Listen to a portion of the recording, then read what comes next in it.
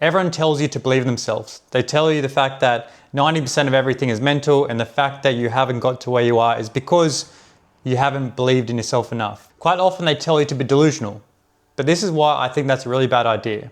Because when delusion doesn't meet reality, that's actually a mental illness.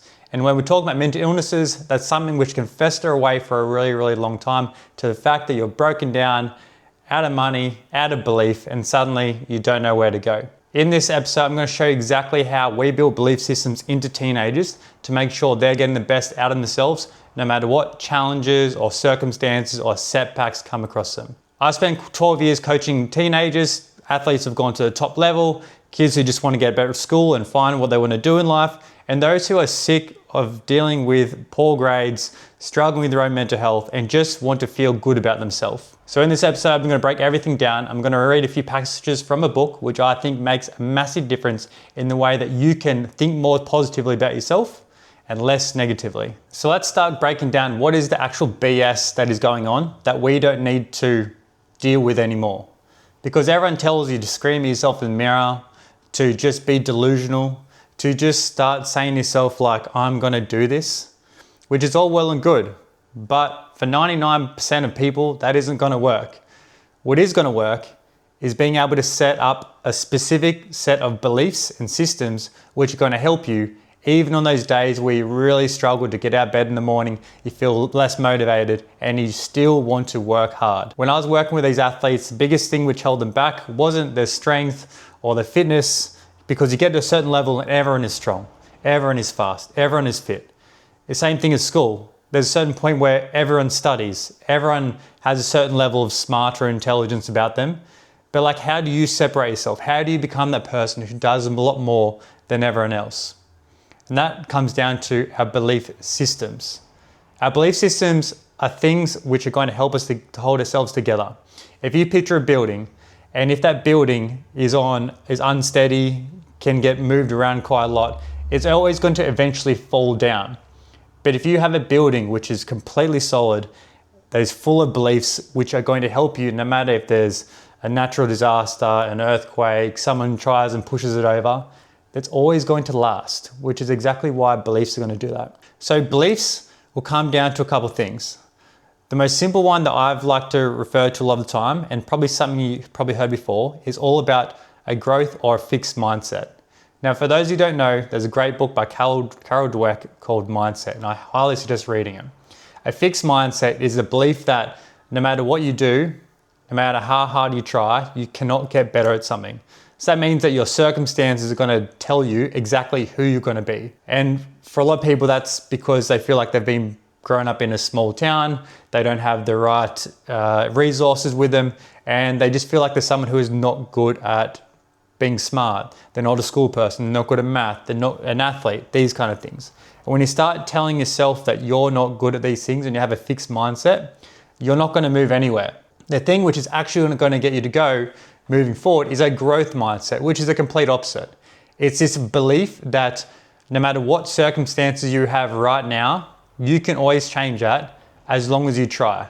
It's this belief that whenever you have a challenge or a setback, it is there to help you to grow. For someone with a fixed mindset, a challenge is a reason to tell them why they're not good enough. A setback or a failure is to tell them that that is where they're always going to be. But with someone who has a positive growth mindset, these challenges, these failures, these setbacks are going to give them more reason to push forward, to say, look, that didn't work the first time, let me try another. Because in my belief, I know I'm going to make mistakes. I know every mistake is a lesson that I'm going to learn that is going to make me better, that is going to take me to the next level. And the more you can adopt that mindset, that belief, that is where we're going to go much further. So for athletes out there, for teenagers who just want to do better at school, get into university, get into trade, whatever it is, start up a business, do some entrepreneurial stuff. You need to adopt this mindset, otherwise you will get left behind. Because if you think about it, every time you try something and you fail, and you say, you know what, that's it for me, you're just going to keep going down the rungs of the ladder. But if you keep believing yourself that no matter what happens, if I go back one step, I'm going to go forward 2 or 3 or 4, that is where you're going to last longer than everyone. Now, most important thing you can do with beliefs is have what we call empowering beliefs. And these empowering beliefs are all about focusing on the process or the journey, not the outcome or the destination. When we focus too much on the destination or the outcome, we get caught in this mindset of only doing well if everything goes well. And for sometimes, if you play a team sport, or for some reason your teacher wants to throw a really hard test out there, that is going to make you feel like you're not improving because you guys lost the game or you had a bad test, which is not necessarily true. Sometimes you can play the game of your life and unfortunately the team lets you down. Does that mean that you're a worse player because of that? No, you still played really well. You still worked at 110%, which means you will improve or you are a really good player. It works exact opposite. If, for example, you have a terrible, terrible game, you've had the worst game of your life, but your team still wins. Does that mean that you're still a really, really good player and you're going to improve? Maybe, but it's probably more likely the fact that you may not have tried hard enough and your team carried you. So we can't accept victory or defeat in one way and not the other. So if we focus on our effort, the thing that we can control, that is going to help us to work harder, push through those setbacks, make sure we find solutions and not get caught up in the outcomes of determining our own self-worth. Now, I'm going to read a passage from this book, which I highly recommend. It's called The Power of Now by Eckhart Tolle. And the thing I want to read about is more about the mindset or the way that our thoughts work within our mind. This may seem like a pretty brutal passage, but I can tell you when you start to understand it more, it really makes a lot of sense. Thinking has become a disease.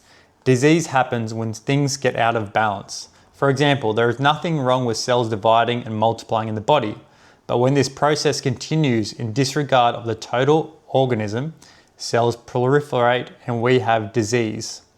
The mind is a superb instrument if used rightly. Used wrongly, however, it becomes very destructive. To put it more accurately, it is not so much that you use your mind wrongly, you usually don't use it at all. It uses you. This is the disease. You believe that you are your mind. This is the delusion. The instrument has taken you over. So what this is trying to say is that if we let our mind use us and tell us how we should think, and we accept every thought that comes into our mind and tell us that is actually us, that is often where we start to have a bit more of a negative mindset because we'll find a million different things to tell us that we're not good enough. But if we can use our mind and shift our focus, which is one thing that we can control, that is going to help us to understand that we are better than what our mind thinks of us. That everything our mind tells us is not true, but we are more than this. The way that we can free this is to become aware of these thoughts, to catch them in the moment. We don't need to act on every single one. We don't need to believe in every single one. We need to accept the thought, say thanks for coming and let it move on. And then when that nice and positive thought comes across, we can accept that thought, hold on to it and start believing in it. It's as simple as making a choice. And the more choices we can make in the decisions and the thoughts that are going to benefit us, the better we're going to be. This is not delusion. This is how the mind works. We accept the evidence that is given towards us and we use that to better define our own picture. This is also a skill. If you can start thinking about the ways that this skill is going to benefit you, you can continue to work at it and be more consistent with it. For teenagers out there, I know it's really tough to go through this and understand that there are going to be so many challenges for you out there. There's going to be so many times where your beliefs are challenged and you don't quite believe it, but as long as you can try and be aware of it and hold on to that as long as possible, that's going to be the best chance of you succeeding in this life. Now, if you enjoyed this video, I'll have plenty more on my channel. Make sure you subscribe and get more involved with how we're building our teenagers' mental toughness, mental well-being, physical strength, all within this one place for you.